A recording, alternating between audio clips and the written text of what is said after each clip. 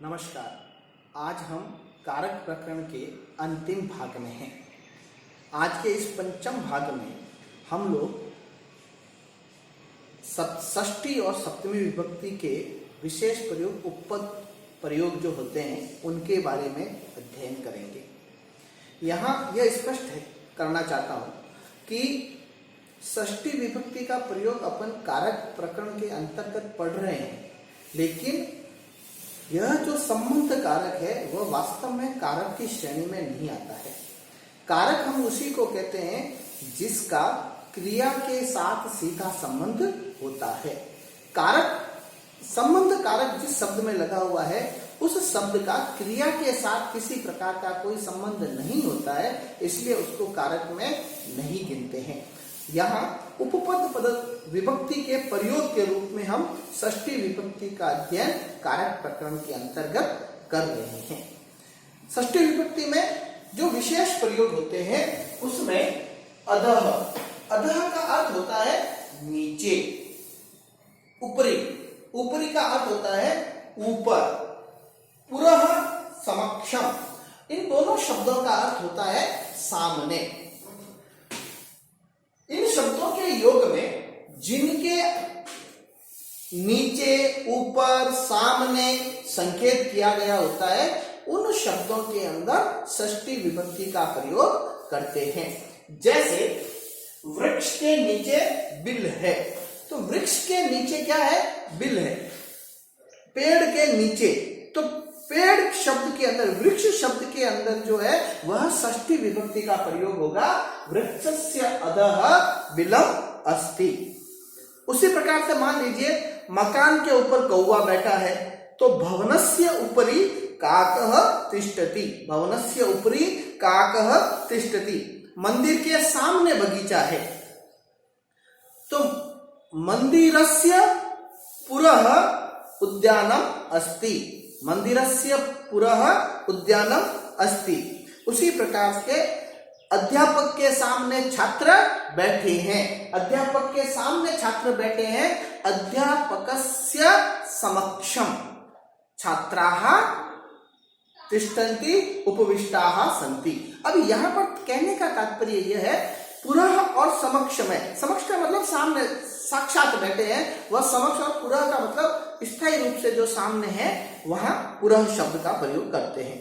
उसी प्रकार से समीप पास में, मध्य बीच में, कृते के लिए, अंतः अंदर, इन शब्दों के योग में भी जिसके सामने, बीच में, अंदर संकेत किया गया हो उन शब्दों के अंदर, उन शब्दों में षष्ठी विभक्ति का प्रयोग करते हैं। जैसे घर के अंदर मां है, तो घर के अंदर, अंदर के लिए अंतः शब्द का उपयोग करेंगे अपन, गृहस्य अन्ते, अंतः, गृहस्य अंतः माता विद्यते, माता अस्ति। उसी प्रकार से मकान के पास दुकान है, गृहस्य समीपम आपणम अस्ति, गृहस्य समीपम आपणम अस्ति। फूलों के बीच कांटे हैं, मान लीजिए वाक्य है फूलों के बीच कांटे हैं, तो पुष्पाणाम मध्ये, फूलों के बीच में, पुष्पाणाम मध्ये कंटकाः सन्ति, पुष्पाणाम मध्ये कंटकाः सन्ति। तो जिसके आगे पीछे मध्य में दिया हुआ हो उसके लिए, वह खेलने के लिए जाता है, सह क्रीडनस्य कृते, यहाँ पर चतुर्थी विभक्ति का प्रयोग तो सह क्रीडनाय गच्छति यह भी है, लेकिन उसके लिए अपन यदि के लिए शब्द के लिए कृते का उपयोग करते हैं तो फिर जिसके लिए संकेत है उसके अंदर षष्ठी विभक्ति, सह क्रीडनस्य कृते गच्छति, वह खेलने के लिए जाता है। उसी प्रकार से तुल्यवाची शब्दों के योग में जब तुलना करते हैं, तुलना का मतलब समानता जब बताई जाती है कि दो लोगों के बीच में या बहुत सौ के बीच में समानता बताई जाती है, तुलना नहीं है, समानता, तो समानता जहां बताई जाती है तो जिससे समानता बताई जाती है उसमें तृतीया विभक्ति का भी प्रयोग कर सकते हैं और षष्ठी विभक्ति का भी प्रयोग किया जा सकता है। तो तुल्यार्थे तृतीया व षष्ठी। तुल्य अर्थ के अंदर तृतीया विभक्ति या षष्ठी विभक्ति का प्रयोग किया जाता है। सामान्यतः उसमें षष्ठी विभक्ति का उपयोग करते हैं, लेकिन तृतीया विभक्ति का प्रयोग भी गलत नहीं है। जैसे अमित नरेंद्र के समान है, अमित नरेंद्र के समान है, अमितः नरेंद्रस्य तुल्यः अस्ति। तुल्य शब्द का उपयोग करना, समान शब्द का उपयोग नहीं करेंगे। तुल्यः तो अमितः नरेंद्रस्य तुल्यः अस्ति। नरेंद्रस्य किसके समान है? नरेंद्र के समान है, तो उसके अंदर अपन नरेंद्रेण भी कर सकते हैं, तृतीया विभक्ति का उपयोग करेंगे तो अमितः नरेंद्रेण तुल्यः अस्ति। तुलनात्मक शब्द जब किसी एक व्यक्ति की तुलना या एक वस्तु की तुलना बहुत सारों से की जाती है, समूह से की जाती है, तो तुलना अच्छे शब्द के अंदर जो है तमक प्रत्यय का प्रयोग होता है। और जिनसे तुलना की जाती है, जो समूहवाची शब्द है, उस शब्द के अंदर षष्ठी या सप्तमी दोनों विभक्तियों का प्रयोग किया जा सकता है। तो जैसे आचार्यों में चाणक्य श्रेष्ठ है। अब आचार्य बहुत सारे हैं, समस्त आचार्यों में सर्वश्रेष्ठ कौन है? चाणक्य है। तो आचार्येषु चाणक्यः श्रेष्ठतमः अस्ति, श्रेष्ठतमः अस्ति।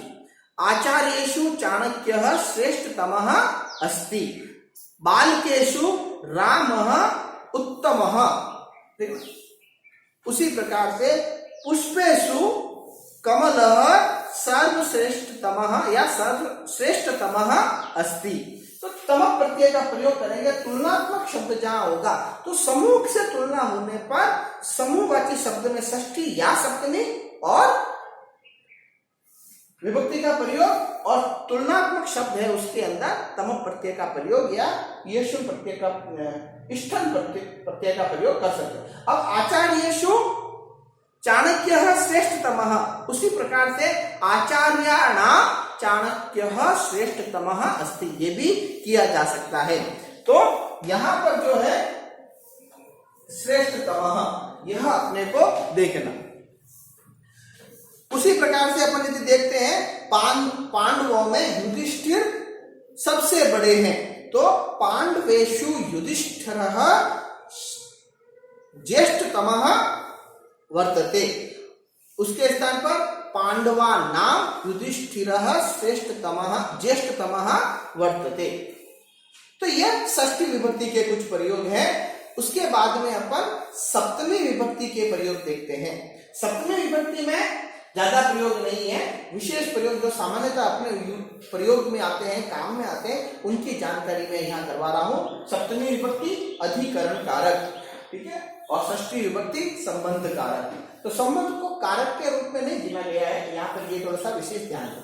स्नेह धातु के योग में, स्नेह का मतलब स्नेह करना, तो जिनसे स्नेह किया जाता है, जिससे स्नेह किया जाता है, उस शब्द में सप्तमी विभक्ति का प्रयोग होता है। जैसे माता पुत्र से स्नेह करती है, माता पुत्रे स्नेहति।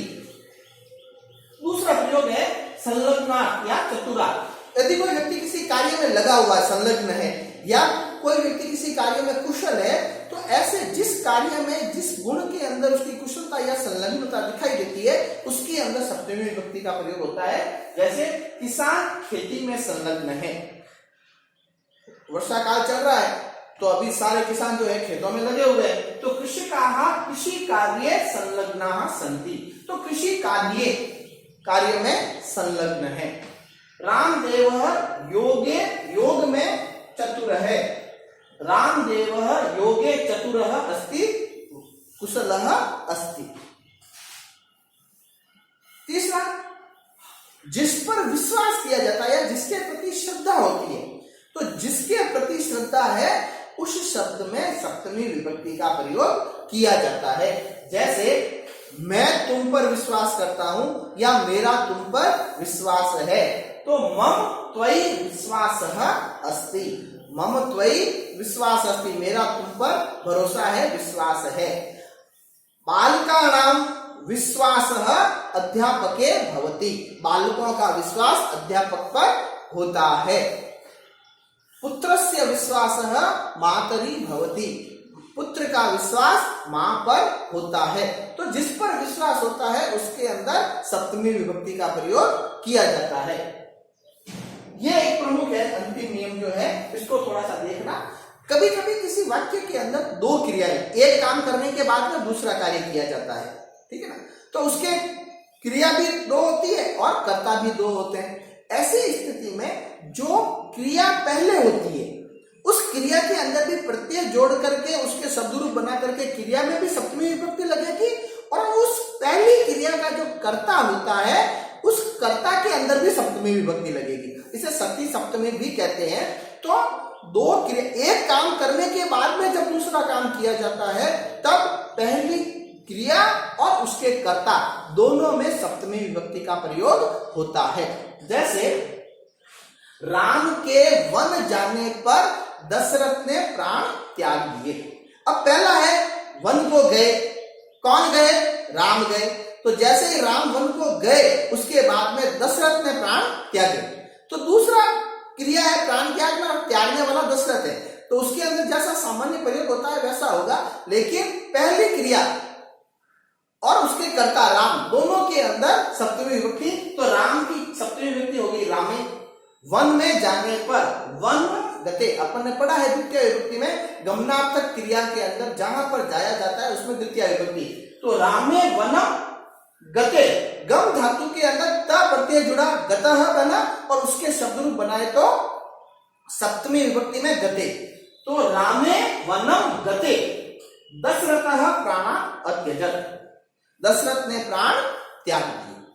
तो दूसरी क्रिया है वो सामान्य वाक्य है, सामान्य वाक्य की तरह बनाया, लेकिन जहां दो क्रिया, एक क्रिया होने के बाद में दूसरी क्रिया होती है वहां पर अपन जो है पहली क्रिया और कर्ता दोनों के अंदर जो है अपन सप्तमी विभक्ति का प्रयोग करते हैं। बालक के सत्य बोलने पर पिता प्रसन्न होते हैं। तो बाल के सत्यम उक्ते, बालक के सत्य बोलने पर, तो बाल के सत्यम उक्ते पिता प्रसन्न होते हैं, पिता प्रसन्नः भवति।